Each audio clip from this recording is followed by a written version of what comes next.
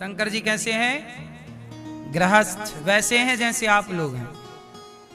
शंकर जी के भी बच्चे हैं, शंकर जी का भी अपना पूरा गृहस्थ आश्रम है, लेकिन शंकर जी की गृहस्थी कैसी है और हम लोगों की गृहस्थी में अंतर क्या है?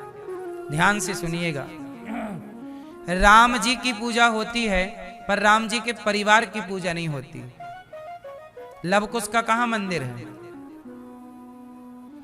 कृष्ण जी की पूजा होती है, पर कृष्ण जी के परिवार की पूजा नहीं होती। हाँ या ना? पर शंकर जी ऐसे हैं जिनके पूरे परिवार की पूजा होती है। शंकर जी, उनकी पत्नी पार्वती जी, उनके पुत्र गणेश जी, उनके पुत्र कार्तिकेय जी, यहां तक कि उनका वाहन नंदी, उनकी भी पूजा होती है। मंदिर के बाहर नंदी महाराज का पहले दर्शन। शंकर जी के पूरे परिवार की पूजा है, पत्नी की भी पूजा है, पुत्र की भी पूजा, 2 बेटे हैं दोनों की। कोई भी शिवालय ऐसा ना होगा जहां पूरा परिवार ना हो। बोलो हाँ कि ना? चलो बताओ, शंकर जी से आपको क्या मैसेज मिला, क्या प्रेरणा मिली? शंकर जी पत्नी के साथ हैं, पुत्र के साथ हैं। इसका मतलब ये है कि शंकर जी ये कहना चाहते हैं कि जीवन का सुख क्या है? परिवार एकजुट है, यही जीवन का परम सुख है। परिवार एकजुट है, और ये शिवजी सिखाते हैं कि परिस्थितियां कैसी भी हों।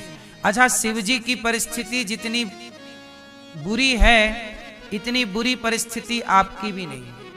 अब देखो शंकर जी की परिस्थिति कैसी है। शंकर जी का वाहन है नंदी, और दुर्गा मैया मतलब पार्वती जी का वाहन है शेर।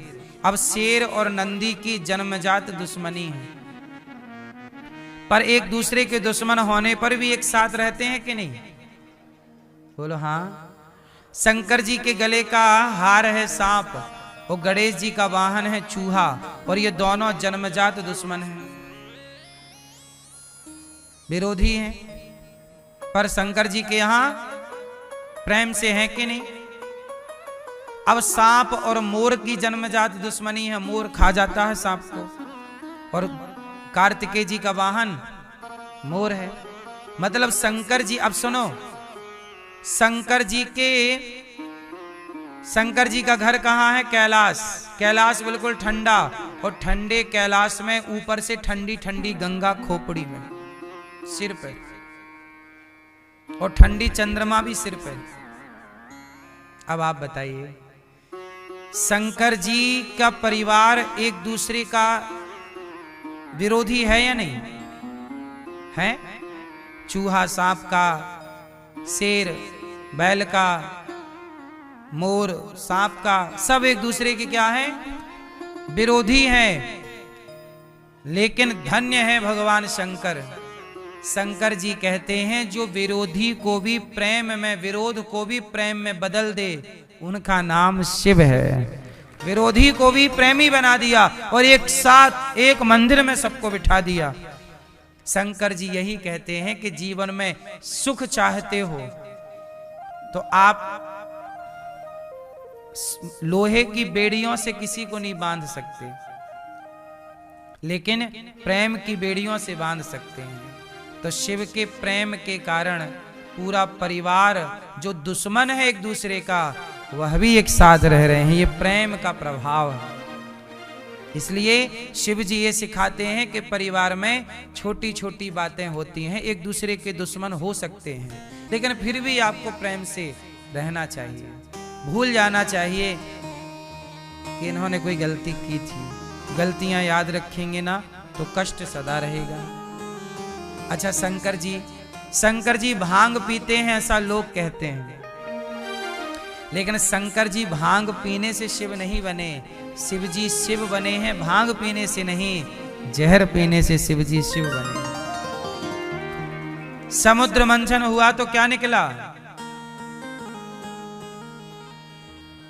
क्या निकला? विष निकला। और जब जहर निकला तो क्या हुआ? कौन पिया उस जहर को? उस जहर को पिया भगवान शिव ने। अमृत तो देवताओं ने पी लिया, जहर पी लिया शिव जी ने, देवताओं ने अमृत पिया तो देवता देव कहलाए, शंकर जी ने जहर पिया तो देवाधिदेव महादेव कहलाए। अमृत पीने वाला बड़ा ना हुआ, जहर पीने वाले बड़े हो गए। तो शंकर जी का परिवार अपोजिट एक दूसरे के, फिर भी इसलिए आप शिव से ये सीख सकते हैं। जैसे आप लोग शिवालय जाते हो और शंकर जी के मंदिर में क्या,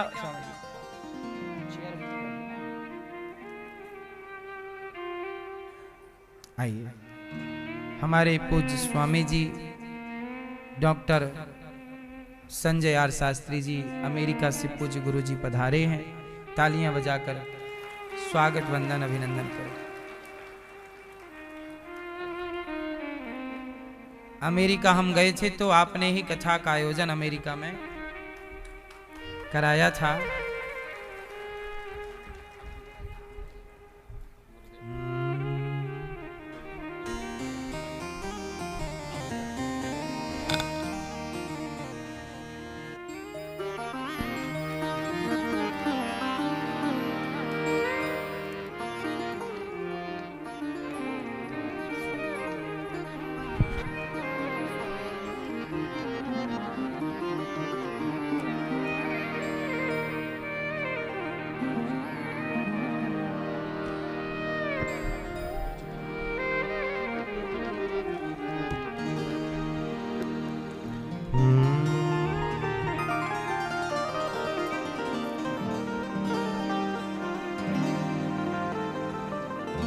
बोलिए भक्त वत्सल भगवान की।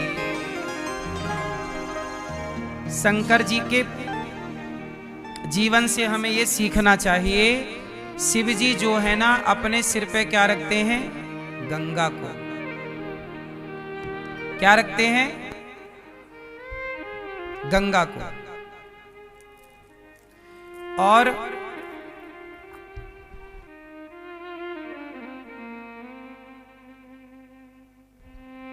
शिव जी अपने सिर पे क्या रखते हैं? गंगा।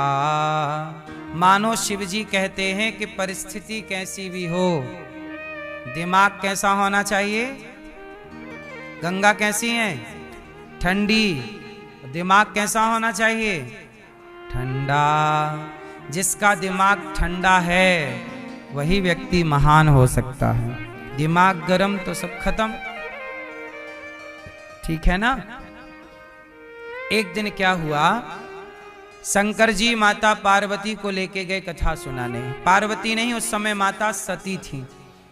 कथा सुनाने शंकर जी गए माता सती को लेकर के, और प्रेम से अगस्त जी के आश्रम में पहुंचे और कथा की पावन गंगा में शंकर जी डूब गए। कथा पूरी सुनी और कथा के बाद जब शंकर जी चले तो रास्ते में राम का दर्शन हुआ। राम जी सीता मां को खोज रहे, सीता सीता सीता, सीता जी की खोज कर रहे। अच्छा बताओ, शंकर जी तो पहचान गए कि ये राम है, पर माता सती को ना राम पर संदेह हो गया कि ये भगवान तो हो नहीं सकते। जो खुद की पत्नी को ना खोज पाए वो किस बात के भगवान?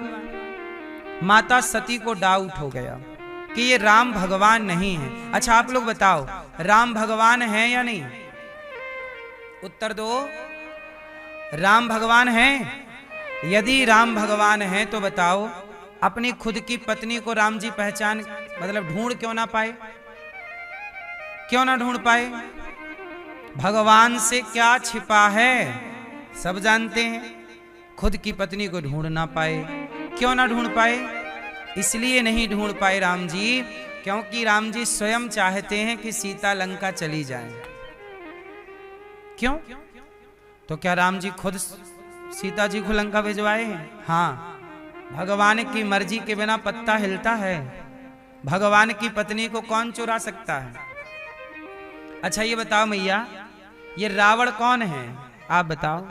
हाँ, रावण कौन है? हैं? कौन आप? रावण कौन है? आप बताओ रावण कौन है? हैं? राक्षस। बता भैया रावण कौन है? हैं? विद्वान पंडित है। आप बताओ भैया रावण कौन? कौन पड़ोसी?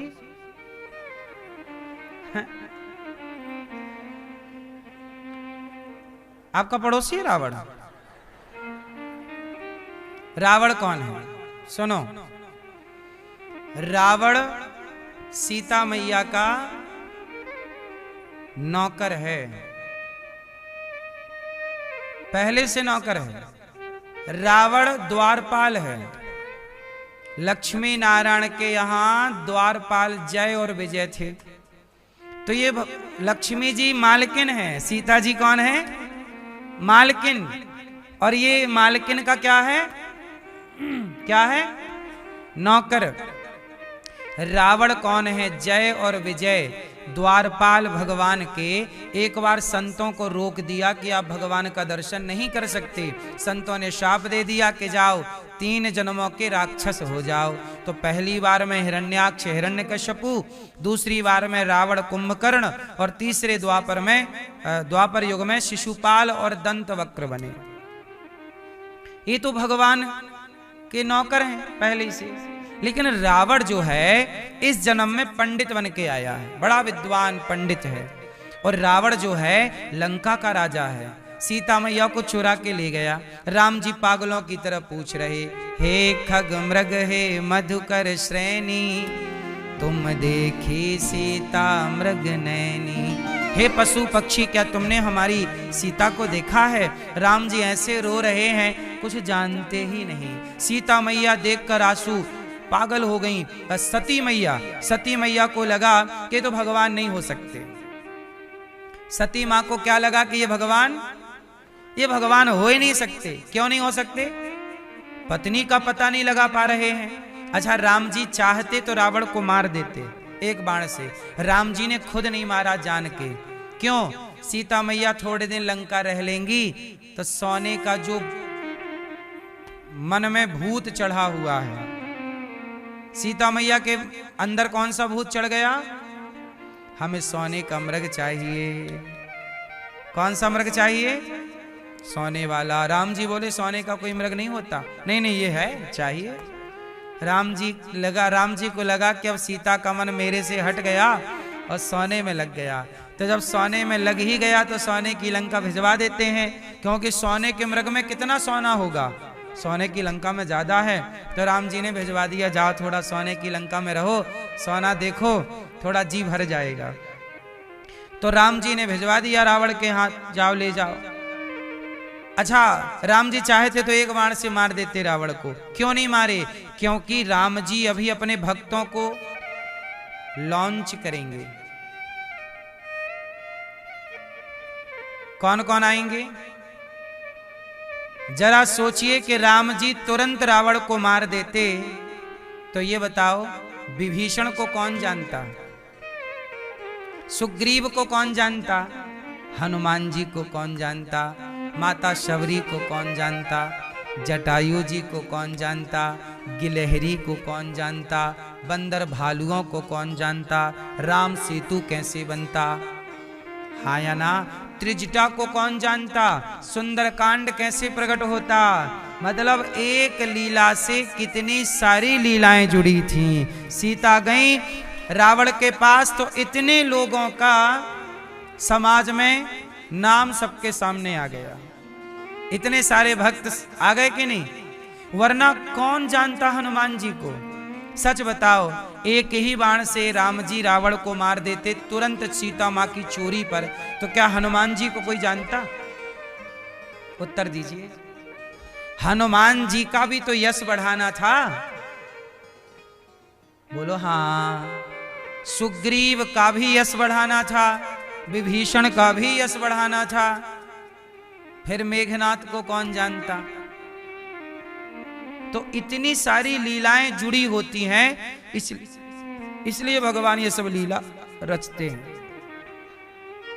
अच्छा, राम जी अपनी पत्नी के वियोग में तड़पे क्यों? सीता सीता रोए, राम जी रोए। काहे रोए? कारण है। राम जी को नारद जी ने श्राप दिया। नारद श्राप दीन है एक बारा। नारद जी ने श्राप दे दिया कि जैसे हमें आपने बंदर बना दिया है, एक बार नारद जी भी बंदर बन गए थे। पता है आपको, विश्व मोहिनी से ब्याह करने का मन हो गया।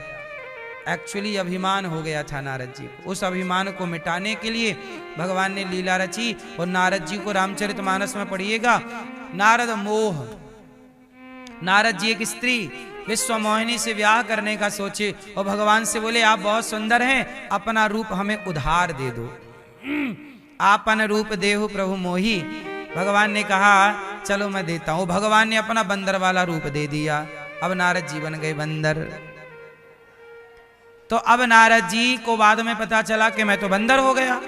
तब नारद जी ने क्रोध में आकर श्राप दे दिया कि जैसे आपने हमें बंदर बनाया, आपको भी बंदरों की जरूरत पड़ेगी। और जैसे हम पत्नी के लिए तड़प रहे हैं, आपको भी पत्नी के लिए तड़पना पड़ेगा। इसलिए राम जी सीता जी के लिए तड़प रहे हैं। भक्त का श्राप जो है उसे सिद्ध जो करना है। भक्त के श्राप को भी भगवान चरितार्थ करते हैं। भक्तों का कितना आदर करते हैं।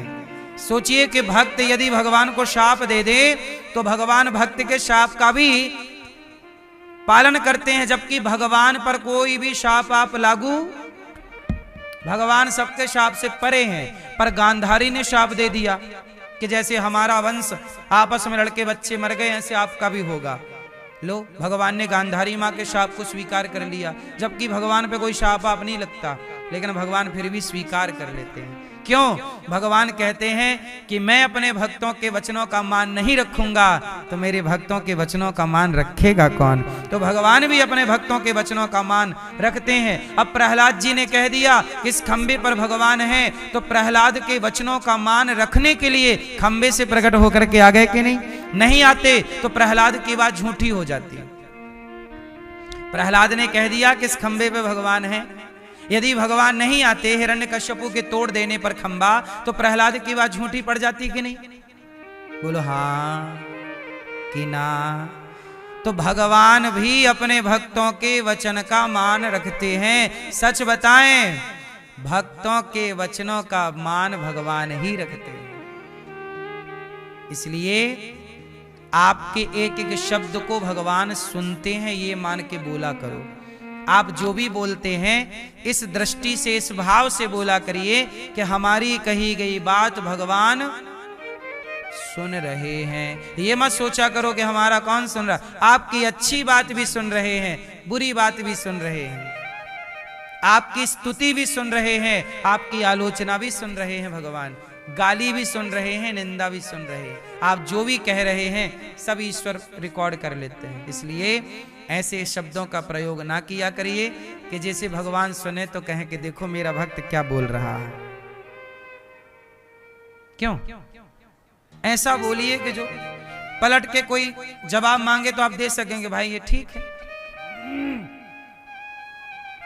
अब हुआ क्या कि माता सती को शंकर जी ने समझाया कि ये राम है, परीक्षा, ये भगवान है, लीला कर रहे हैं। माता सती नहीं मानी और परीक्षा लेने चली गई। सीता बन के राम जी ने पहचान लिया, माता जी अकेली घूम रही हो, भोले बाबा कहाँ हैं। अब पहचान लिया तो माता सती सिर नीचे करके लज्जित होकर चली गई। जहां देखती वहां राम का दर्शन होता। शंकर जी ने कहा हो गई परीक्षा, तो कह दिया कछु ना परीक्षा लीन है गोसाई। हे प्रभु हमने कोई परीक्षा नहीं ली, आपकी तरह प्रणाम करके चले आए। अब शंकर जी ने ध्यान लगाया, सब देख लिया।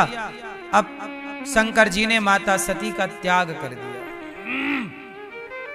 त्याग दो वजह से किया कि आपने हमारे आराध्य की परीक्षा ली और हमारी बात आपने मानी नहीं। दो वजह हो गई। जिन राम को हम पिता मानते हैं, जिन सीता को हम माँ मानते हैं, अब आपने हमारी माता का रूप धारण कर लिया। अब आपको पत्नी के रूप में कैसे स्वीकार करें? इसलिए शिवजी ने सती का त्याग किया। और वही सती बिना बुलाए दक्ष के यज्ञ में गई और जलकर भस्म हुई और बाद में पार्वती बन के हिमालय के यहाँ प्रकट हुई।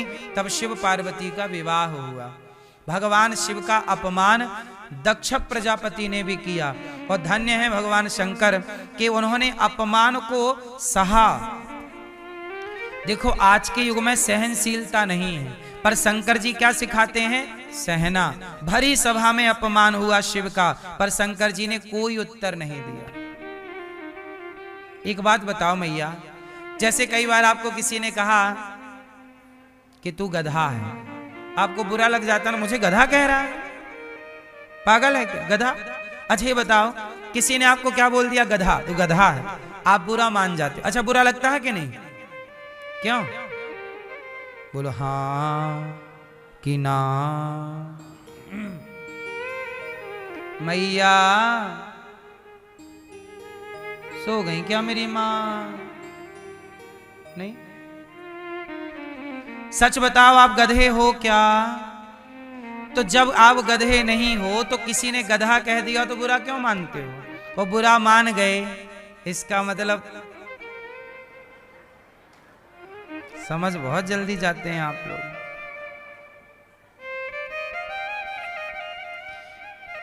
इसलिए कोई आपको गधा कहे, कुत्ता कहे, बिल्ली कहे, गाली दे तो देने दो ना।